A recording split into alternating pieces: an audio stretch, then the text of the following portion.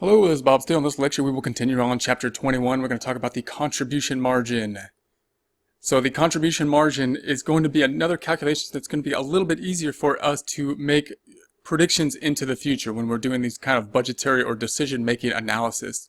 And you'll note that in the income statement, our common calculation is income minus cost of goods sold, which gives us the gross profit. In this case, we're going to take a look at the contribution margin calculation, which is generally the sales minus the variable costs, which will give us the contribution margin. Because remember, what we are trying to do is break out the costs in terms of their behavior, meaning are they variable or are they fixed.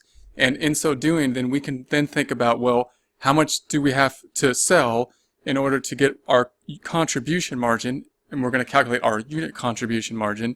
And then once we have the unit contribution margin, we can more easily think about how many units we have to sell in order to clear or beat the fixed cost, in order to meet the fixed cost for the break-even analysis, in order to meet the fixed cost plus any added profit that is our target. So the contribution margin in terms of units then would be the selling price per unit minus the total variable cost per unit, the costs that change as the number of units go up. Like the sugar when we were making cookies or something. The sugar price will go up at a constant rate. So then we can take the contribution margin ratio, which would be the contribution margin per unit that we just calculated up here, obviously, divided by the selling price per unit. So then we can take a look at this calculation, selling price per unit minus the variable cost. In this calculation, if we sell something for $100, it costs us, on a variable cost method, $70, then the contribution margin is $30 per unit. Note what we can think about now is, well, how much is, let's say, the fixed cost being like the rent? And then think about how many units then we will have to sell and taking this contribution margin, selling minus the variable portion in order to pay the rent. Then how much can we sell in order to pay the rent plus a target profit? So we got the computing the break even will be the next type of calculation. So the break-even point in units of production or dollars of sales is the unique sales level at which the company earns neither a profit nor a loss. So this is the first point we can kind of take as our jumping ground in terms of this is our break-even where we're not winning or losing, we're not gaining profit or losing profit, we are breaking even.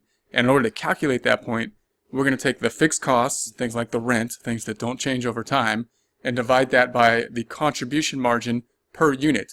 That would give us the break-even point in units. So that would tell us how many units we then have to sell in order to reach our break-even point. So notice what we're thinking about here. We're thinking about the sales minus the variable cost giving us the contribution margin. Then thinking about that contribution margin is really what we're walking away with after variable costs. How many of those then do we have to sell in order to reach the level of the fixed cost, like the rent? And in this case, it would be 800 units to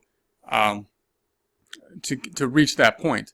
Now, if we wanted to think about the dollar amount, we could then take that $800 and multiply it times our sales price, whatever our sales price was. Or we can do a break-even point in dollars. And this way, we can take the fixed costs and divide it by the contribution margin ratio, which in this case was 30%. So we can take the fixed cost 24,000 divided by the 30%, and that would mean that we'd have to get the $80,000 in order to reach the break-even point.